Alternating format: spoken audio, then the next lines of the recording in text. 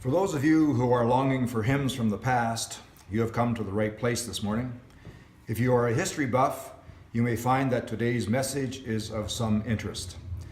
If you are wondering why you are here today, a survey has found that 47% of the people attending church said the most important outcome of worship was for some personal benefit. 29% said the most important outcome was to be more focused on God. And 20% had no idea why they were here. So if you are part of that 20%, just sit back, relax, and enjoy.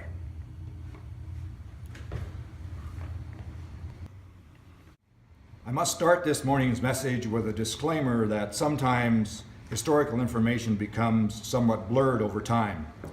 My information was gleaned from articles that were written over the years by people from this area. Even at that, there are conflicting versions and dates of the various things that happened. It doesn't have to be that far back for conflicting information to be present.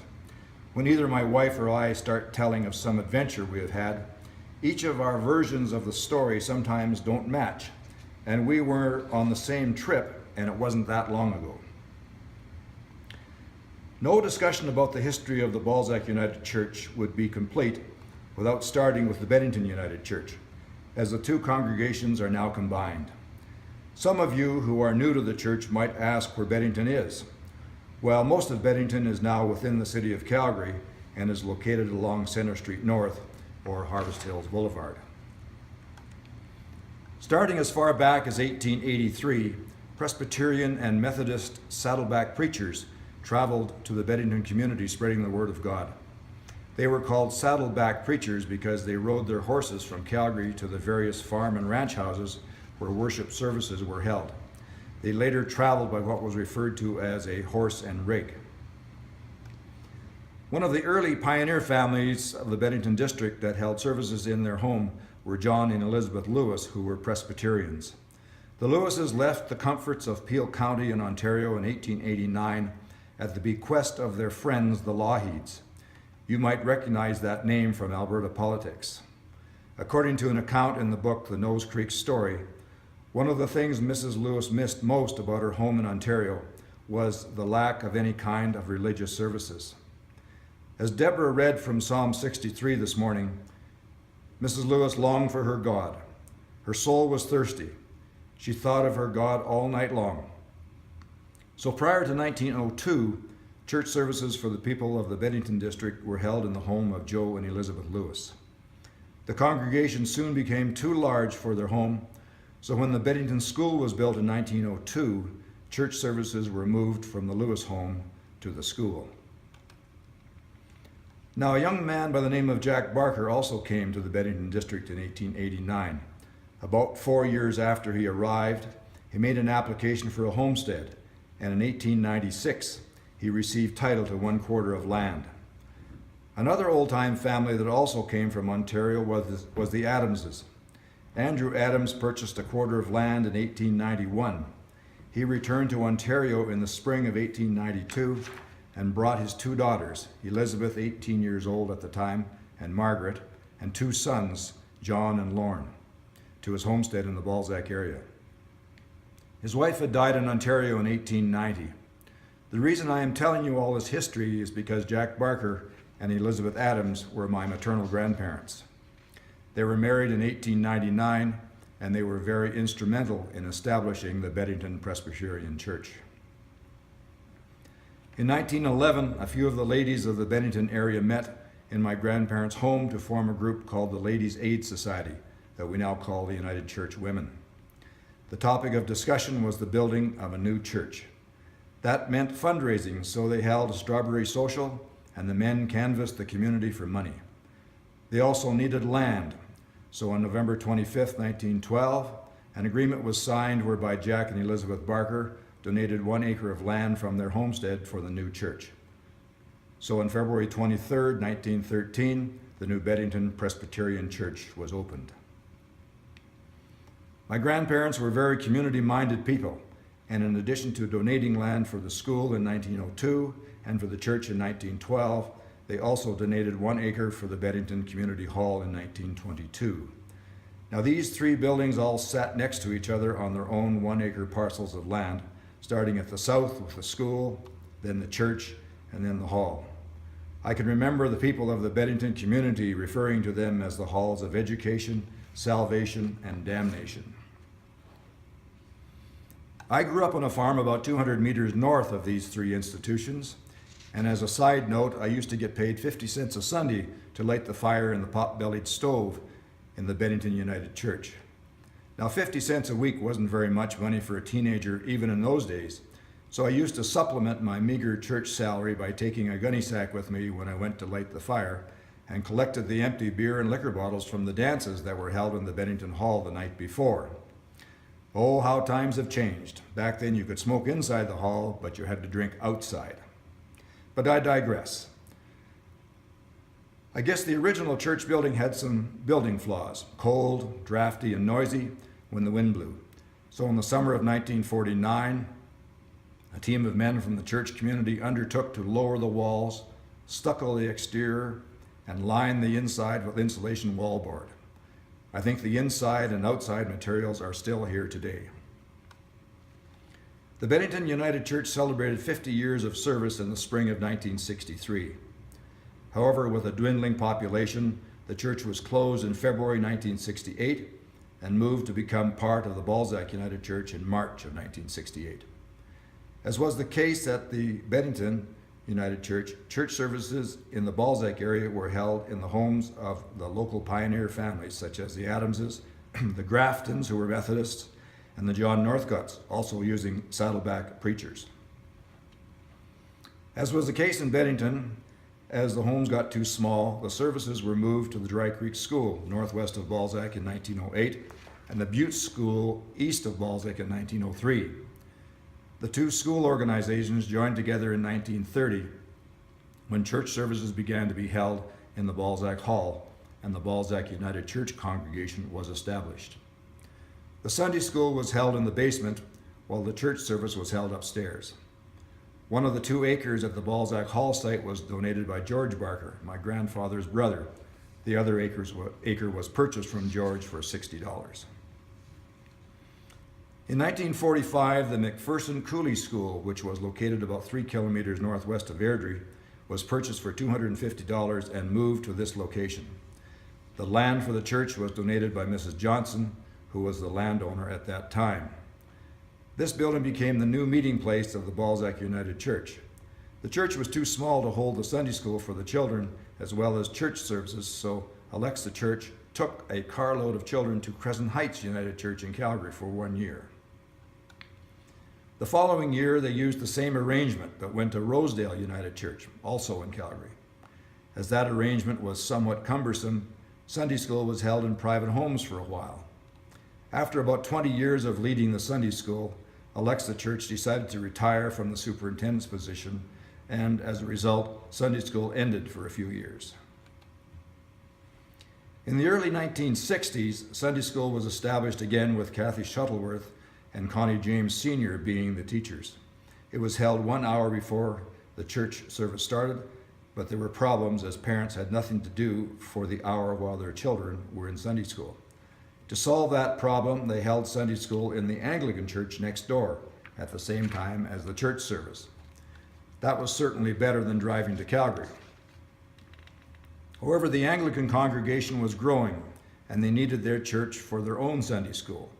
So once again, the Balzac Hall became the home for the Balzac United Church Sunday School until about 1968.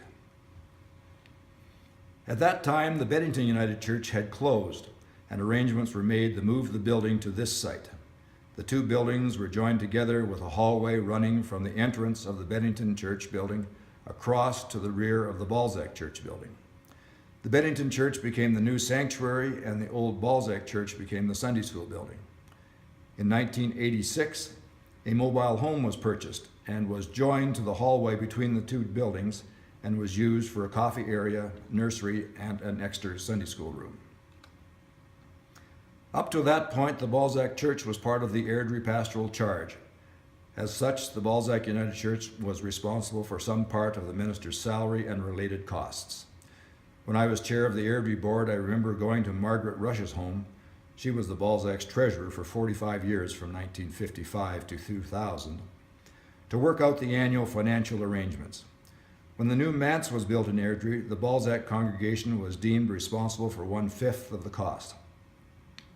The Balzac Church became independent of the Airdrie pastoral charge in 1987.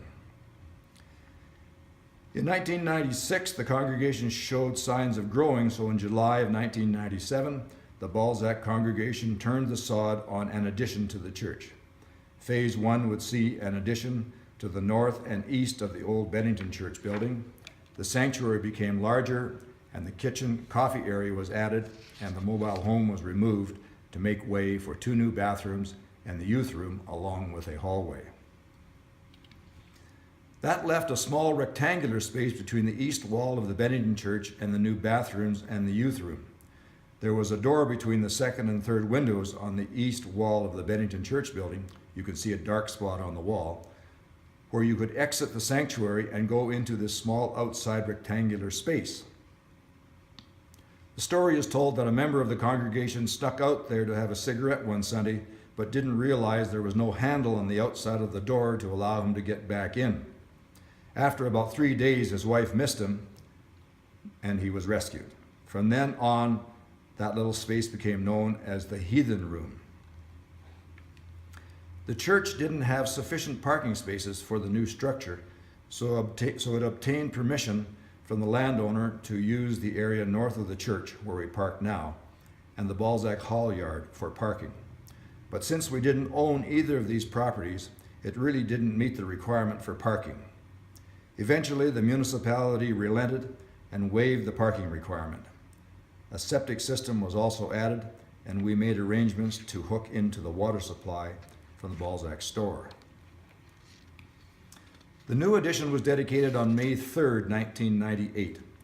On May the 24th, 1998, the laying of the cornerstone was performed by M.W. Hugh Young, Grand Master of the Grand Lodge of the Alberta Masons. The cornerstone contains 2 time capsules, which contain the histories of the Balzac churches, land title documents, some money of the day, and a scroll indicating the names of all the people involved in laying of the stone. I'm not aware of any plans to open the time capsules any time in the near future. In 2003, Phase 2 of the construction saw the original Balzac United Church, the old McPherson School, being demolished. The stained glass windows were saved and installed on the east wall of the Bennington Church. A new multi-purpose building was built, with the top floor being used for the Sunday school and the bottom floor as the choir room. Under the stairs provided a much-needed storage area. Even though the new building was erected on the same footprint as the old one, it did not meet the new setback requirements for the secondary highway running in front of the building. If the highway needed widening, the edge of the highway might be right next to our new building. At this time, the plans call for the highway to run on the south side of the Balzac Hall, so the problem of the highway being just outside our building is averted for now. As there was money left over from Phase 2, it was decided to do Phase 3 and close in the heathen room and place the 3rd bathroom, the offering counting room, and the nursery in that area. The early church would not have functioned without the help of what was known as the Ladies' Aid Society, which first started in Bennington area in 1911 and the Dry Creek area in 1925. These groups met on a monthly basis and had spiritual discussions as well as raised money for the church by holding pie socials, bazaars, teas, and bake sales, which is not much different than today, except the whole congregation gets involved today. During the Second World War, the Ladies' Aid Group made quilts and packed parcels that were sent overseas to the local youth who were serving in the forces. The Ladies' Aid was affiliated with the Women's Association of the United Church, so in 1942 the name was changed to the Balzac Women's Association. The name was changed again in 1962 to UCW, or the United Church Women. An interesting side note is that in the early days, the meetings were always held in people's homes, and lunch was always served, and each host tried to outdo the previous host in terms of the quality and quantity of lunch served. They solved that competition problem by forming a lunch committee where the rule was only 2 items to eat. After several years of declining membership, the Balzac UCW held its last get-together on May 25th, 2013. Over the years, there have been many changes. Schools were moved to become churches, buildings were renovated, and then eventually replaced by other new buildings. So if you are looking for a relationship with God, this building should provide you with a place to look for that relationship for many more years. A quote I found states that the greatest use of life is to spend it for something that will outlast it. I'll repeat that. The greatest use of life is to spend it for something that will outlast it. This building is a testament to that quote. It has survived many that have gone before us, and it will be here for many years after we have gone. I refer again to Psalm 63. In the sanctuary, let me see how mighty are your works. Your constant love is better than life itself, and so I will praise you. Amen.